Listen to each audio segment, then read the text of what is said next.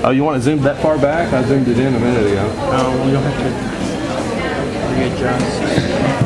All right. Yeah, it's definitely recording. So everything we're saying is definitely in there.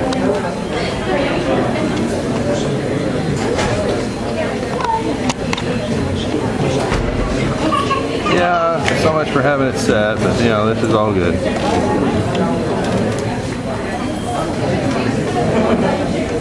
It should be.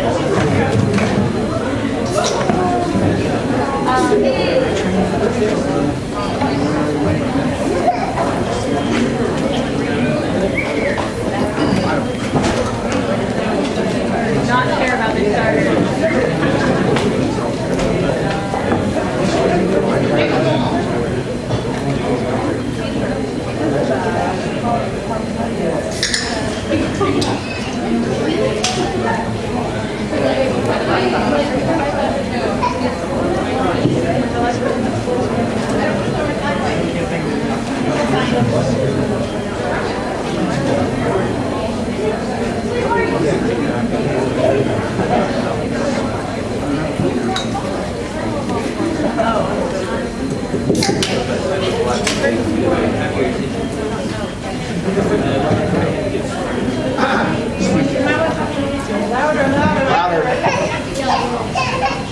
Thank you for coming today.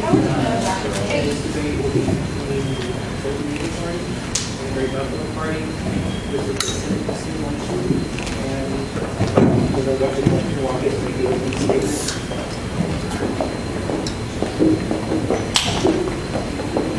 Okay, hi, my name is Newakis Girdley. I kind of want to start with telling you what my experience is and why I think of this position. First, I was a member of the National Education for Women's Institute. This is an institute that kind of like tells you how to be a legislator and what you could do. It gave me a lot of experience with mentors. It kind of told me I'm capable and I can be a good role model in this position and do well in this position. Another thing I was involved in was a Women in Government conference. This kind of also gave me the ability to have mentors and teach me what it meant to be a woman legislator. So I think that kind of shows that I have the ambition and the drive, that I've been involved in those things. Another thing I think that I can bring is that I am compassionate about this. Like this is something that I do because I love, and I can be compassionate to my constituents, which just means that I'm here for you and I'm going to make decisions for you. So with that, I'm kind of up here because Wesley put my mind to view you on your underwear, and so I'm kind of at this moment laughing. So it's kind of hard to stay focused, but I just want you to know that this position is something that I take really seriously and that I want to do because this is what I love. I can do this, I can be good at this, and I can advocate for you. So with that, I get to turn it over to Wesley.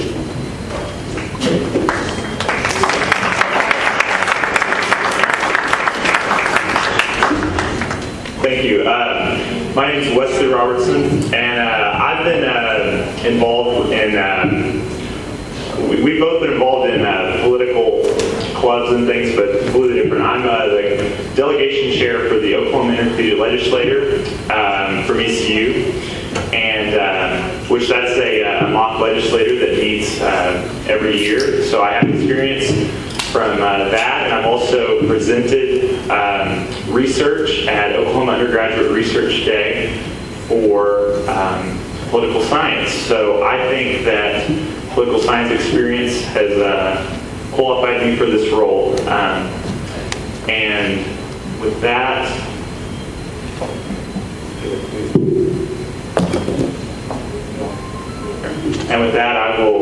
I'm ready for the debate.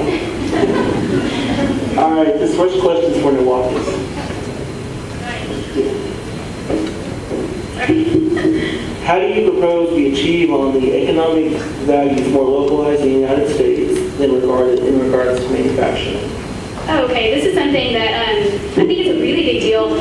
I think a lot of people don't realize that we're outsourcing a lot of jobs, which means that we're contracting from other countries and things like that to bring in manufacturing instead of doing it in the United States because it's cheaper to do it overseas. I think something that we could do really well would be bring those companies to the United States. They would create thousands of jobs. That would make the economy stimulate. People would buy more goods. We'd have better sales and things like that. So I think that's something that we could really get accomplished with manufacturing. Otherwise, I think that was the only question. Okay.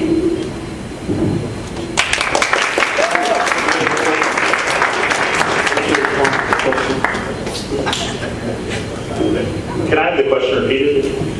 How do you propose we achieve on the economic values more localized in the United States in regard to manufacturing?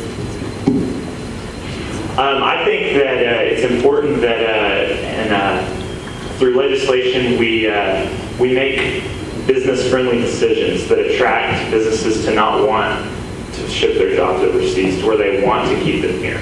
So I think that business-friendly policy is how we achieve that.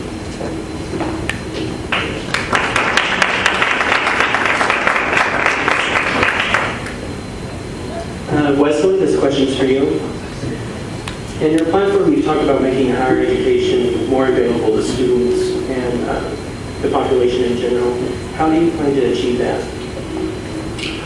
Well, I do agree that I support higher education and career tech initiatives. So I think that it's two things. For one, we need to keep interest rates low on student loans, which allows more people who otherwise couldn't afford to go to school or maybe didn't quite make the grades to get scholarships can go to school and pay it off in a reasonable amount of time with not a lot of interest, so there's not that barrier. But I also think that we need to increase career tech initiatives to enable people for trades better, because in our economy in Oklahoma, that's a big deal. That's trade-related jobs are growing faster than any other just normal kind of jobs. So I think that we need to push for higher ed and career tech jobs.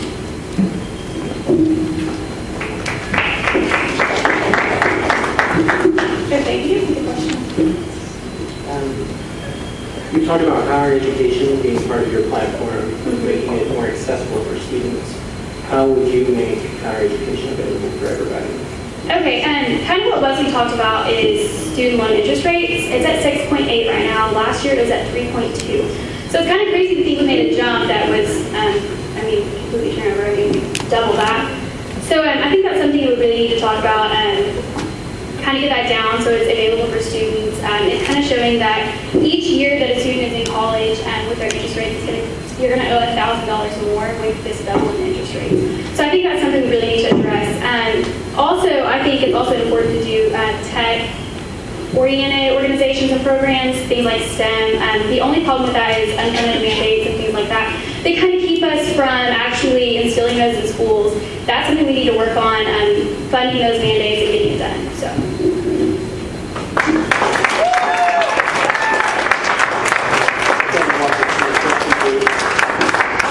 Affirmative action was created in 1961 to help remove barriers for minorities to the workplace and education. Do we still need affirmative action today? Is it still an effective way to ensure minorities have equal access? Okay, I think we need a clarification on what affirmative action is.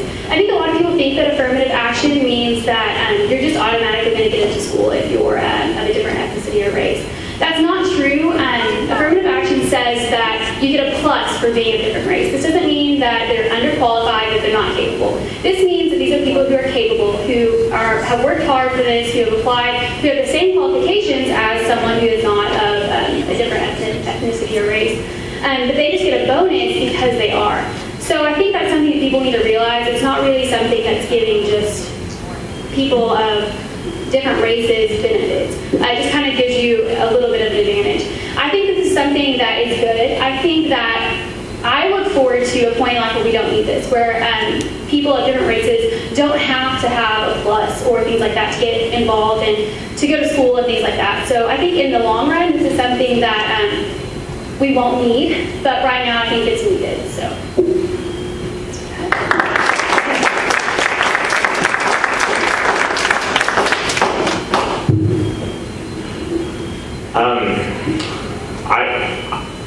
I agree with the principle of what like Newakis just said, that we should strive for the day when we don't need to fill a quota and we don't need things like affirmative action. But right now we do, and it's about equality. And if you look at how receptive we've been to just policies like this in general in the past, like if you think about the civil rights movement in the 60s, that the laws had to change. They had to make it the law to desegregate schools before they became desegregated. So I think that right now we still need affirmative action because we still haven't reached that point.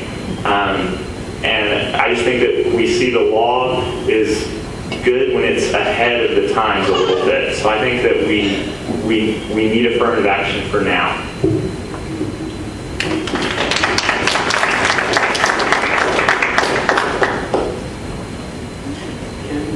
This is for you, Wesley. This comes as a question from the audience from Travis. Why should domestic drilling be opened when instead we could encourage greener resources and fewer side effects for the energy consumption? Well, that's a very good point, and that's actually part of our platform is opening domestic drilling, but also funding towards emerging energy. Development. So I think that it's one of those things that we couldn't just overnight stop using gasoline. So I think it's one of those things that we need to open up domestic drilling to reduce our dependence on foreign oil, not because we need to not do anything about emerging energy technology. So I support opening domestic drilling so we're lessening our reliance on foreign oil, not because I don't think these emerging energy technologies are important. Like I think that we need everything. We need gas for now, but we also need to be pushing for biodiesel, for natural gas, compressed natural gas, for solar energy, for wind power. We need everything on the table right now. So I think that it takes all.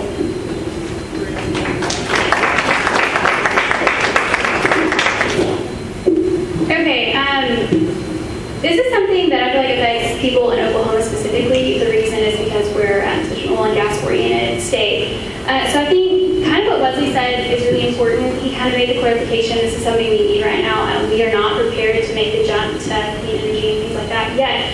But with programs and initiatives in high schools to get people involved in those things, that's really important. That's where we need to start with the education. But as far as domestic drilling, it is so that we aren't dependent on foreign countries. That's really important right now, especially with all the turmoil in the Middle East and things like that. That's something we really need to focus on so that we are self-sustaining and we're capable of doing things without relying on those countries for oil and gas. When something happens there and we don't have it, what are we going to do? So I think it's important that we have it now and we promote it, but I think it's something that we could look for the future to not have and depend on as much. So.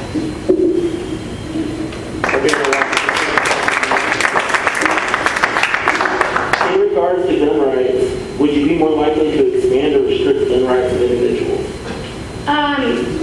I really don't think that we need to do anything as of right now. I think the only restriction that I would make on guns would be automatic weapons. I think there's not really a need for those in most cases. I think that people should be able to have the rights. We have, it's in the Constitution, that's what it's supposed to be. We're supposed to have rights, we're supposed to have guns. And this is to protect yourself and to do things like hunting. It's not to have something for fun and just go to the shooting range and shoot your automatic weapon if you like to do it. It's to protect yourself and to, of course, sport, but it's not really for sport. I think that's a confusion that people don't realize. We have like an overpopulation of deer and things like that. That's why we go hunting. That's why we have seasons for those things.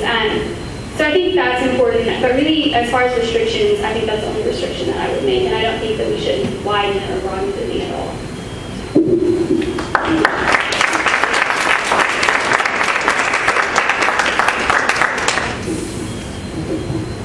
I think that there's that there should be restrictions for law-abiding people who are mentally fit and who can pass a background check. I think that there's nothing wrong with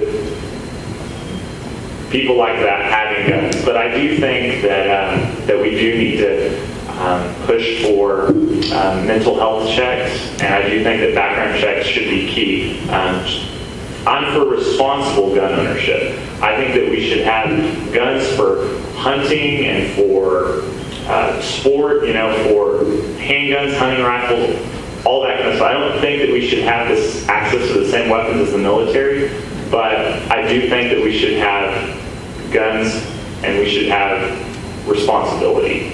So I support the Second Amendment on this, and I think that guns are great.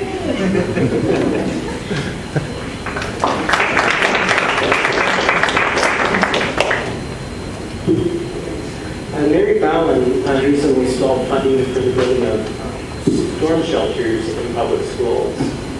What would you do to make sure that schools have the funding to build those secure places? As a senator, I would try and get some federal grant money into the state, some federal dollars headed our way that we could use towards that. Because I think that, what happened in Moore just recently, I would hate to have been a person who had a child affected or who had anyone affected in that, and it could have been in my power. I wouldn't want politics to be the reason that those kids weren't safe.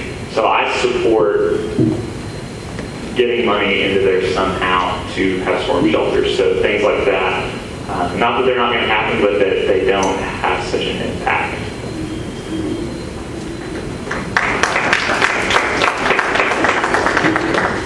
Okay, so I'm going to kind of take a different stance than Wesley on that one. I don't think that this should be funded by federal dollars. I think that the state should be responsible for doing this. I think that the fact that Mary Fallon turned this down is kind of questionable. I think it's something that should be looked into. Someone who in that position in the future could look into. I think that it's maybe something to be passed in the legislature. Something that I think it's important to have, of course, in schools, but I don't think it should be funded federally. I do think that we need to realize that Oklahoma is one of the most spending-savvy states, and that means that we have more money than most states. We aren't in debt as much as other states, and that's because we're not spending money on things that we don't need. But I do think storm shelters are something that we should make a little room for. So, Oklahoma is one of the top leading states in energy. Regulation of that, or lack thereof, has a large role in determining how successful Oklahoma can be. As a senator, what steps do you take to make sure Oklahoma remains at the top? You said energy? Yes. Okay.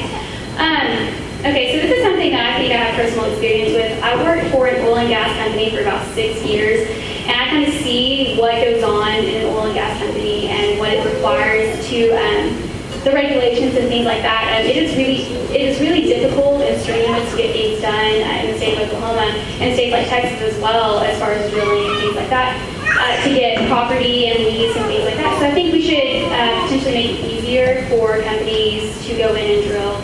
I think that would allow the state of Oklahoma to continue with its investments in oil and gas. We have companies like Continental that employ thousands of people. I think it's important that they maintain those jobs. We recently had Continental fire a bunch of people, and it's really put a strain on citizens of Oklahoma, and I think that's something that we need to veer away from. I think we need to have consistency in the state of Oklahoma, and we need to keep those oil and gas companies because they are employing a lot of people. So.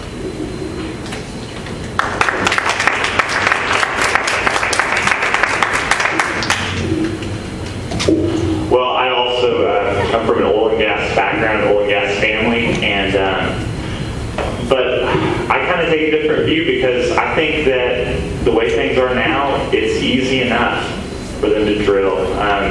They can go in. There's an oil company going in on my parents' land that's been looking at it currently, and I mean, it's not like they have to go through a big process. So I don't really think that that's that big of a deal. I think that the oil and gas industry is booming in Oklahoma, and I think that it'll boom in Oklahoma how it is, and I would hate for us to unregulate this and then our land suffer, and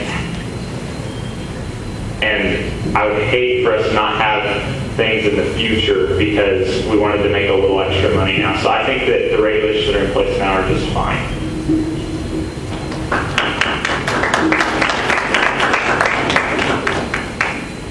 Another question about energy. How do you feel about nuclear energy as an alternative energy source? I understand that there are reasons why we want nuclear energy because of how efficient it is and things like that, but it creates a lot of waste, and I don't know if we really want to create that much waste, but I understand that other forms of energy do too, but I think that we need nuclear energy, but let's not be crazy about it. Like, let's do it in moderation, only when it's necessary for whatever we're doing. So I'm not against nuclear energy, but I don't think like that we should just go all nuclear or anything either.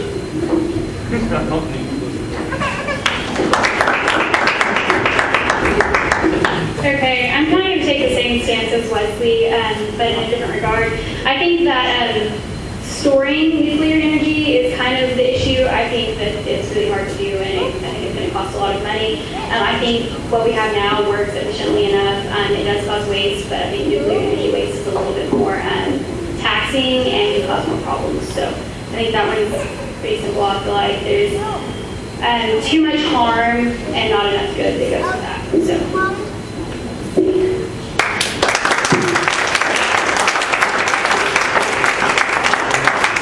A senator in Oklahoma, what will you do in being in Congress to improve the relationship between the federal government and the Native American tribes?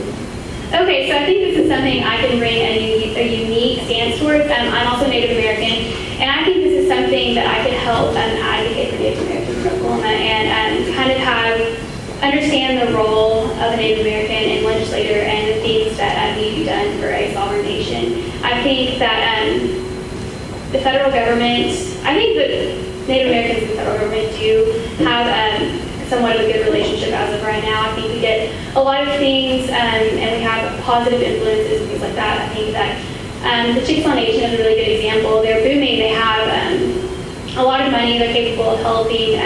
They enroll Native Americans in their tribe a lot. They provide health care and they do those things. And I think through their relationship with the federal government, they've done that. And I think that it shouldn't be limited to the Chickasaw Nation, which of course it's not. But I think the way to build that relationship is to have people who are Native American in that position to advocate for them. I guess is the best way to say that. I am not a Native American.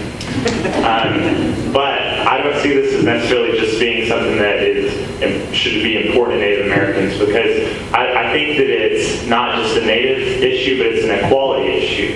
And I think that we don't want their culture, we don't want these beautiful, rich cultures to go away. So I think that we should, I think the federal government can improve relations with tribal governments by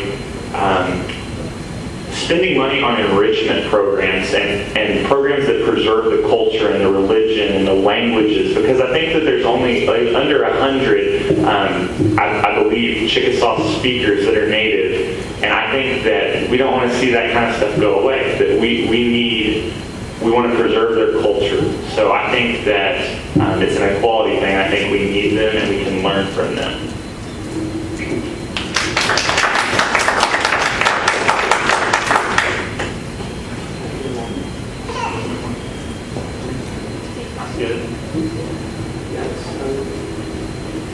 The next question is gay marriage still a state issue?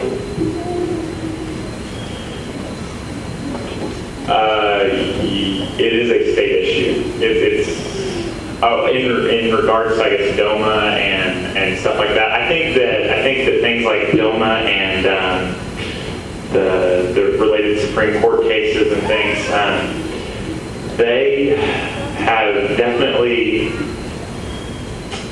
kind of set a precedent that states maybe followed, but ultimately I do think that it is still a state's issue. I think it should be a state's issue, I guess I should say. I think it should be a state's rights issue.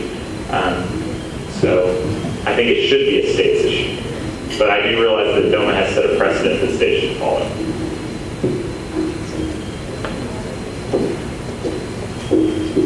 Okay, I think that he's right that gay marriage is something that is a state issue, and that's because each state can determine whether they want to allow gay marriage in their state. But being federally recognized is something that kind of goes along with this. And being recognized through each state, it's really difficult to get married in one state if you're not being recognized in another. And so that's what this is saying, is that you need to be recognized. And so it is a state issue to make a decision on whether they're going to recognize gay marriage in their state. And that kind of has problems with taxes and how you're going to apply for taxes and things like that. So I think that it is, a state issue. I don't think it needs to be a state issue. I think it is already. And it's something that you'll see on ballots as a state question, and something that applies to all states. So,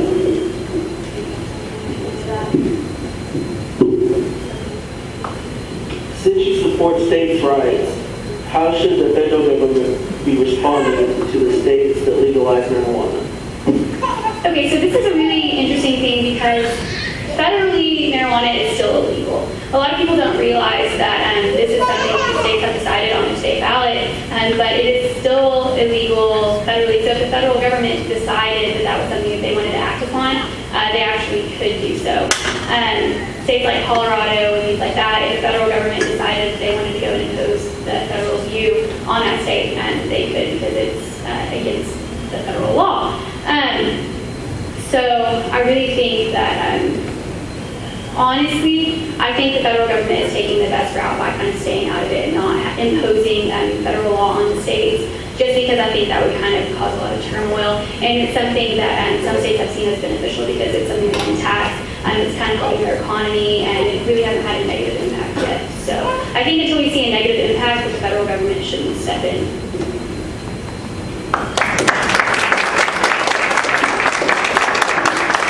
Could you repeat the question, please?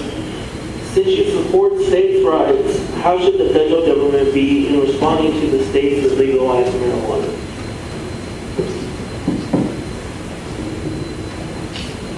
How should the federal government relate, I guess? How should they respond to the states? Should they respond? I think that, I guess I would agree with Newakis that they should just respect the decision that the states have made. And I think that it's like she said, that there's a lot of taxes can be collected, and it can be regulated. It's safer for the people that do consume. So I mean, I think that the way that it's going now is completely fine. Okay. Next question, please. In regards to job creation, what steps do you take as a senator to help Oklahoma retain and create meaningful jobs for college graduates? For college graduates, I think that we should revamp our career placement programs at our colleges and universities. I think that we should.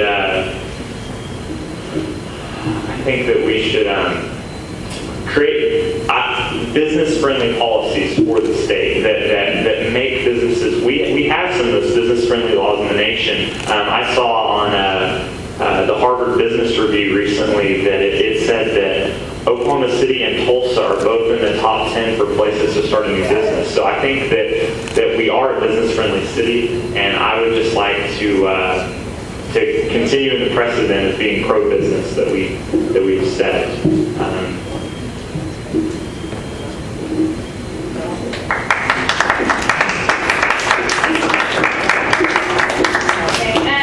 I ultimately agree with Wesley. I think that Oklahoma has shown perseverance as far as business-related careers. We do have an extremely business-friendly state. This means that our policies are too strict, that we're not making it too difficult for business to start. Also, property is inexpensive in the state of Oklahoma, where in other states it's extremely expensive. I think that the way to promote this is to reach out to companies and tell them, we have good property, good location, we have a booming economy, we have oil and gas here, we have the abilities to make successful. So I think the way we do that is kind of to get the word out that we are capable and that we're a state that is going to be beneficial to them. So. In 6 years from now, where do you see Oklahoma? In 6 years, I think we're pretty stubborn as a state. I think we're kind of going to be along the lines of where we are now. I think that we're going to have, we're still going to have a booming oil and gas economy. I think that we're going to be more developed. I think we need better infrastructure. I think we need better roads and things like that. I'm hoping those are things that are going to evolve and that are going to happen. I see places like Oklahoma City and Tulsa growing. I'm hoping universities will grow, for like East Central, for example, and other schools, growing into larger universities and drawing more people. Those are kind of things that I see. Other than that, I mean, that's like all I can put on that one.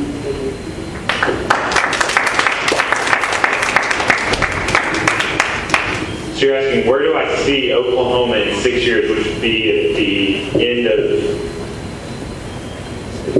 term, which would be when? 2019. In 2019, I would hope to see that that some of these policies have had enough time to show that they're successful, that we would see our dependency on foreign oil diminish, that we would see people getting degrees and getting good paying jobs so they can take care of their families.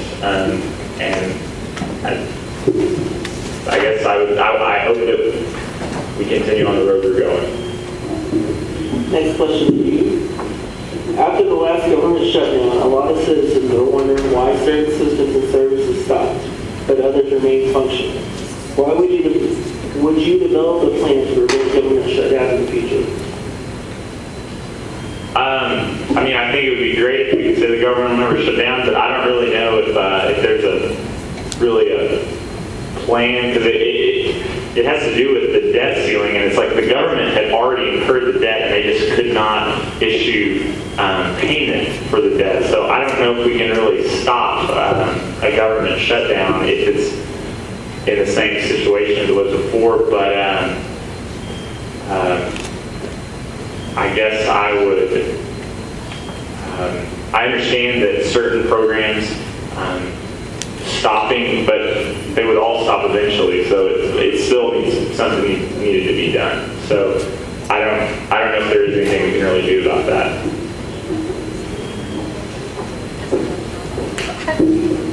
Okay, I don't think there's a plan that we could really put in place, but I think the thing that we need to do is put legislators in that position who are not going to shut down the government, who are going to try to reach compromises, and who are going to seek other people across the aisle, and who are going to talk to the House of Representatives and say, you know, we need to get this done. We can't shut down and have 800,000 people not having jobs and not having an income for a couple of weeks. That's just not something that we can view as acceptable.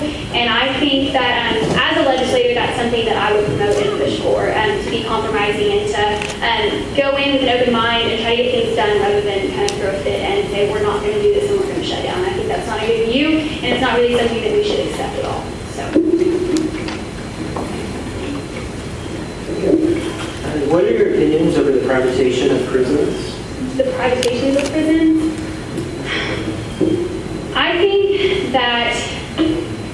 I think a lot of people look at prisons and say, you know, we're paying for these people to be in there, there's no reason that we should have this many inmates and things like that. As far as privatizations of prisons, I really don't think that's something that we should look to. I don't think it's something that could be effective. Other than that, I really don't have a lot to say about privatizations of prisons.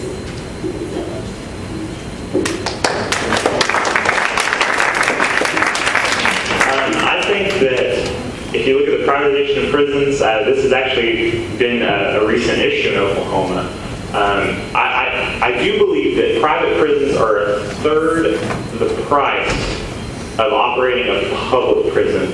And I do know that the quality of care in these prisons is lower, but it's prison. Like, I don't see anything wrong with inmates having a little rough time. No. No pun intended. So I'm not against it. I think it's fine if they want to privatize it because it's cheaper. We get more money for our tax dollar, and I don't see a problem with it because they're in prison.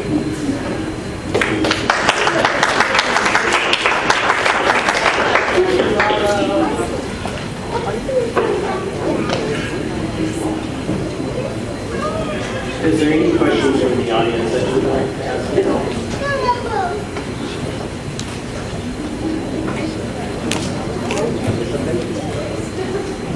Richard? Can I ask my second question? Yeah. How do you deal with the overpopulation of prisons, specifically in regards to nonviolent offenders? Let me say that one of the ways that we deal with the overpopulation of prisons is decriminalize marijuana. I mean, there are people in there that have just, all they've done wrong is smoked a little pot, and I just don't see that as being that big of a deal. So that's where I'm at on that. We would get rid of a lot of the prison overcrowding if we would set the people free to just smoke a little pot.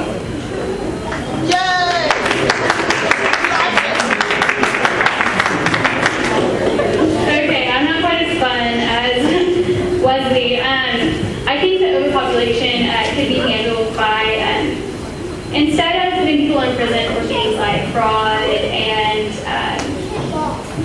default on loan, I mean, just things that have to do with financial means, I think that those should be things that were fined and they're made to do social services rather than be in prison. I don't think that it's okay that we hold a standard of someone who kills someone and then someone who commits fraud and having the same sentence and being put in the same facilities. That's just something I feel like would deplete the overpopulation. I think that a lot of people are in there for reasons that aren't quite as severe as others. Maybe not marijuana, but something financial. Yeah. Are there any other questions from the audience?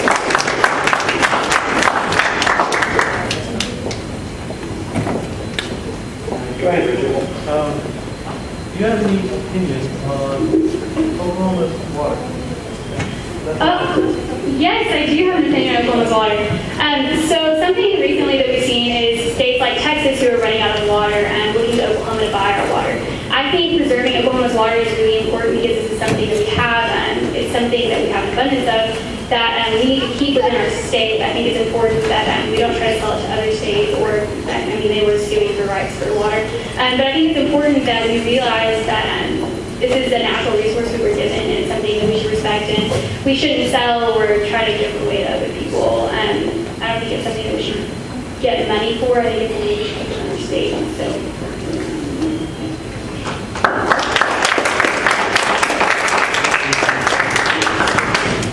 Well, I think the thing about Oklahoma's water in regards to things like Texas and stuff is I think it should be our water. I think that places like Dallas and Fort Worth would have plenty of water if they didn't sell it all to make bottled water. So I think that that's just them wanting to get double bang for their buck. So I think that it's our water.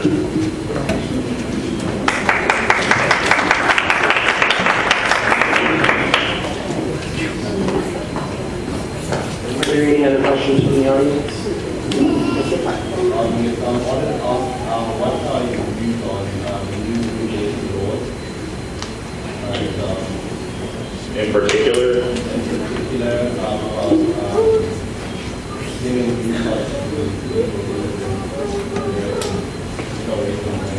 to their children or to them? to the children who were born. So they were born here, but their parents are illegal. I don't think that we should punish the children for their parents coming here illegally. So I support giving their children green cards, for sure. I also agree with Wesley on that we can't punish children who had no choice whether they came or not. It's not really their responsibility as their parents. So I think the parents should receive green cards, but the children should.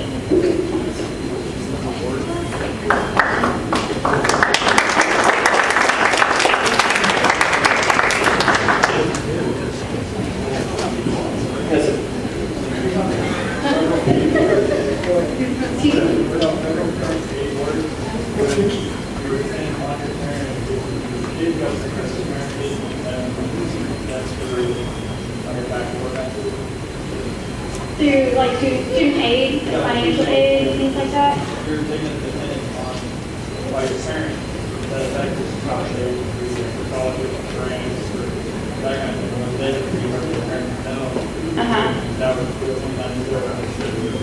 Right. I himself or as an independent.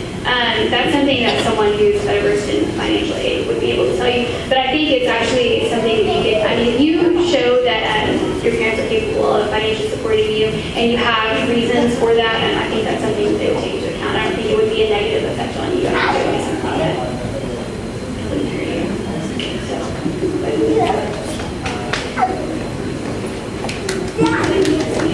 Yeah, me too. I don't know how that would exactly affect them, but I would imagine that that they would probably qualify for some kind of minority scholarship anyway, and wouldn't have to really rely on that or grants or Pell Grants or something for. Because if they're over here, they're probably the first person in their family that's gone to an American university. So there would probably be other alternatives to funding their education anyway.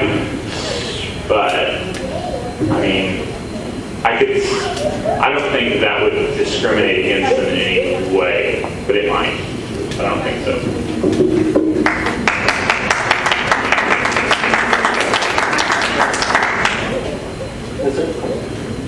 What's your view on the war on terror? The war on terror. Well, I'm not for terror, first of all. But at the same time, I don't think that we have the money or this kind of thing to just keep these domain things in other countries. Like, I don't think we can afford to keep this up forever when we're not really doing anything. So I think that, like, sure, the war on terror happened, it was a thing or whatever, but I think that we should definitely not cut off nation building and our aid that goes to democratizing places. But the war on terror, it just has not been effective. So.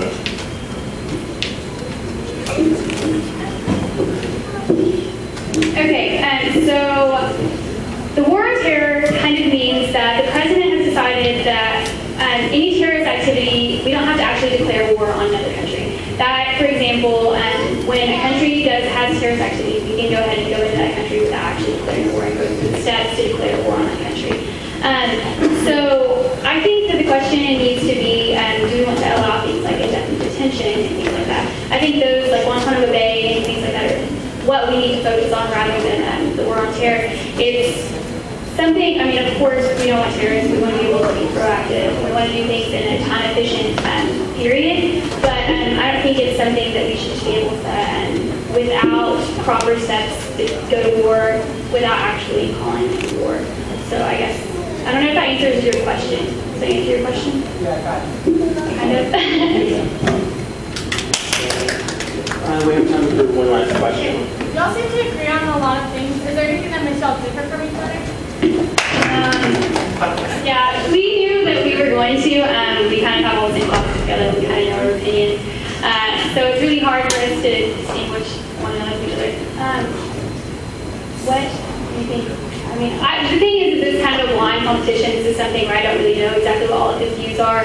This is kind of the first I'm hearing about his platform and things like that.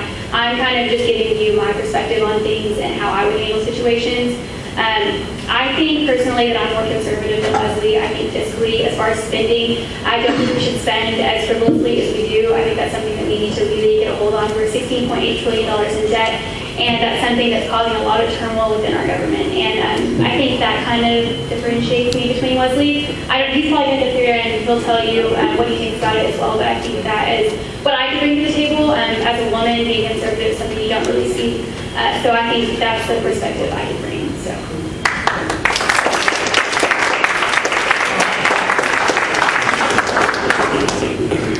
I agree. I think that she's a little more conservative than I am. I would see myself more moderate than she is on a lot of things. So specifically, I don't know what we would disagree on, because I think that we could probably see each other's point of view on a lot of things, because we're not that far off from each other on things, but I'm not sure on specifics. But I mean, from what I gathered tonight, we probably disagree on marijuana and a few other things.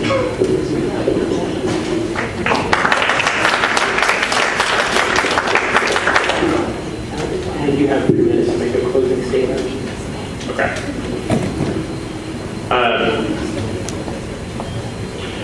Well, I mean, I thank y'all all for coming out. And I would just like to say that think about when you're deciding who to vote for in this election. Think about who do you think is going to serve your views the best, and who do you think will do the best job of governing. Not just who did I like, or who did I, like who did you click with, and who did you understand where they were coming from more, and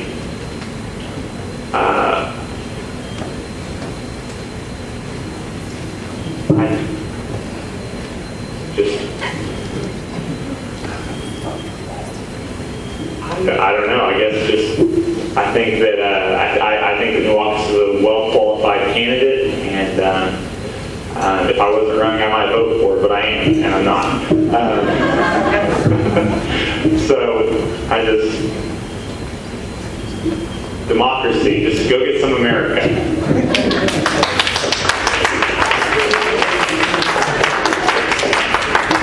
Okay, so while I'm up here, I just want to reiterate, this position is a position for you. I'm here to advocate for you. I want my voice to be your opinion. I want to know what my constituents think. I want to know what's important to you. I want you to be able to come to me and tell me what you think I should do as a U.S. Senator. I think that's something that I could bring. I think compromise is something I could bring. I think women bring a unique perspective. I think that I'm capable of reaching across the aisle and being bipartisan and doing things like that that would promote growth and things like that in the state of Oklahoma. I agree. Wesley is an amazing candidate. It's kind of hard to distinguish ourselves from one another because we are so similar, like the question we had. But the things I think I can do for you is advocate for you, be compassionate, and do my best to get things done. So with that, I guess I close, and thank you all for coming.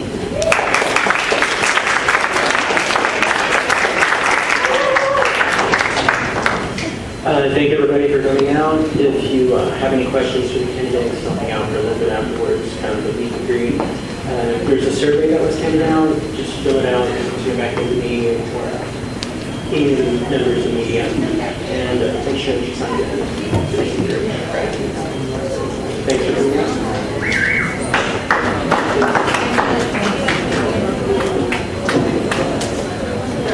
Do you have pictures, Stephen?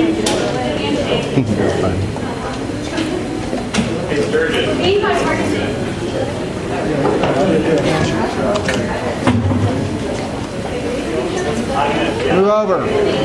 Move over. Do it again. The podium is blocking. There we go.